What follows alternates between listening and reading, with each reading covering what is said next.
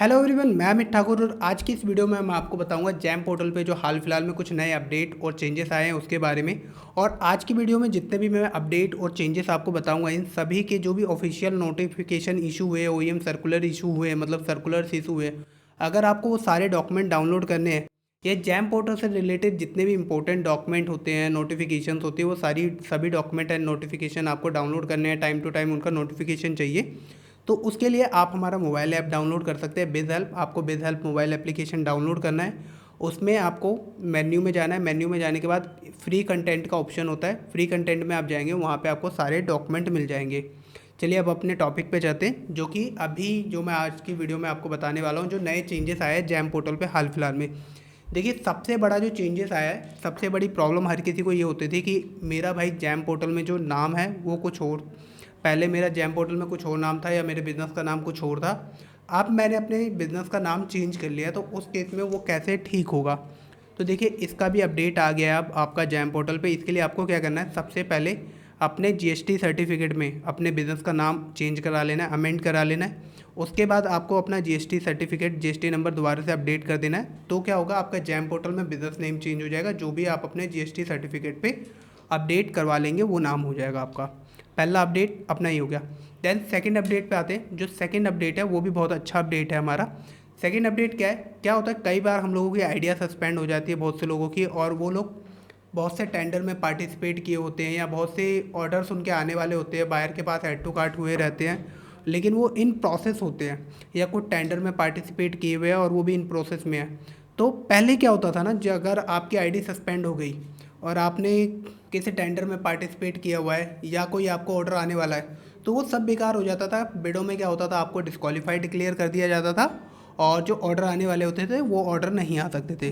तो ये भी अब नया अपडेट आ गया, चेंजेस हो गया। अगर आपने किसी टेंडर में डिस्क्वालीफाई होने से पहले पार्टिसिपेट किया था और अब आपकी आईडी क्या है, डिस्क्वालीफाई हो गई है, तो भी आप उस टेंडर में एलिजिबल रहेंगे। अगर आप L1 हैं, मतलब ओवरऑल आप उस बिड में डिस्क्वालीफाई नहीं होंगे। अगर आप एलिजिबल है, आप क्वालिफाई हो जाएंगे टेक्निकल भी और फाइनेंशियल में भी। अगर आपका प्राइस L1 प्राइस पे है तो आपको ऑर्डर आ जाएगा, वो ऑर्डर आपका रुकेगा नहीं।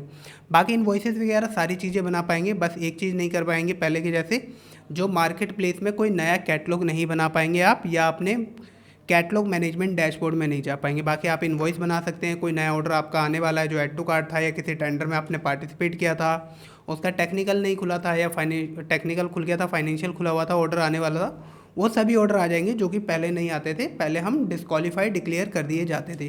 तो ये दो अपडेट थे। अभी और भी बहुत सारे अपडेट है, पूरी वीडियो देखना, और जितने भी अपडेट है बहुत ही इंपॉर्टेंट अपडेट्स है। थर्ड जो हमारा ऑप्शन है उसमें आया एक ओनरशिप डिक्लेरेशन का ऑप्शन, और इसमें 2-3 ऑप्शन दिए गए हैं। ये ऑप्शनल है, अभी मैंडेटरी नहीं है। पहला 10 नंबर अपडेट करने का, तो आप में से किसी के पास भी 10 नंबर है तो 10 नंबर आप अपने जैम पोर्टल में अपडेट कर सकते हैं। एक अपडेट है हमारा डीओई का, जो पहले हमारा डीओई हुआ करता था उसी को ओनरशिप डिक्लेरेशन कर दिया गया है। ओनरशिप डिक्लेरेशन में डीओई में क्या होता था कि आपसे एक डिक्लेरेशन लिया जाता था। डिपार्टमेंट ऑफ एक्सपेंडिचर का एक नोटिफिकेशन आया था कि भाई आप ये मेरे को डिक्लेयर करके दो कि आप जो हमारे लैंड शेयरिंग बॉर्डर्स है, जो हमारी लैंड शेयरिंग कंट्रीज़ है, उनके साथ उनके जो प्रोडक्ट है आप वो डिपार्टमेंट्स में नहीं बेचेंगे। लाइक जैसे चाइना और पाकिस्तान हो गया, आप इनके प्रोडक्ट इंडिया में गवर्नमेंट डिपार्टमेंट में सेल नहीं कर सकते। तो ये डीओई ऑर्डर कंप्लाइंस जो होता था हमारा, जिसको अब ओनरशिप बेनिफिशियरी डिक्लेरेशन का नाम दे दिया गया है, तो ये वो है। आपको सिंपली उसको, जैसे हम अपने डीओई ऑर्डर कंप्लाइंस को वेरीफाई करते थे ओटीपी से, उसी तरह इसको भी अपना ओटीपी से वेरीफाई कर देना है। अब ये तो थे कुछ बेसिक अपडेट जो हमारे जैम से रिलेटेड थे। अब वेंडर असेसमेंट, जो वेंडर असेसमेंट है हमारा, उससे रिलेटेड भी बहुत बड़े बड़े अपडेट्स हैं। देखिए, सबसे बड़ा अपडेट और सबसे इम्पोर्टेंट अपडेट सभी ओईएम के लिए, जितने भी ओईएम्स हैं उनके लिए सबसे बड़ा अपडेट ये है कि अब जैम पोर्टल पे जो वेंडर असेसमेंट की एग्जाम्पशन मिलती थी आपको एनएसआईसी सर्टिफिकेट के ब्याह पे, एनएसआईसी सर्टिफिकेट के ब्याह पे पहली बात तो नए वेंडर को एग्जाम्पशन नहीं मिलेगी। और जितने भी वेंडर जिन्होंने अपना ओईएम पैनल ले रखा है एनएसआईसी सर्टिफिकेट के ब्याह पे, उन सभी का OEM panel with in 3 months के अंदर अंदर इनएक्टिव हो जाएगा। मतलब वो ओईएम नहीं रहेंगे। 3 महीने के अंदर अंदर आप सभी के ओईएम पैनल हट जाएंगे। तो आप में से भी किसी ने अगर अपना ओईएम पैनल एनएसआईसी के ब्याह पे ले रखा है, एनएसआईसी सर्टिफिकेट के ब्याह पे एग्जम्पशन की कैटेगरी में ले रखा है, तो अब वो आपका वैलिड नहीं है, 3 महीने के अंदर अंदर आपका ओईएम पैनल डीएक्टिवेट हो जाएगा और आपको दोबारा से अपनी वेंडर असेसमेंट करानी होगी QCI के थ्रू।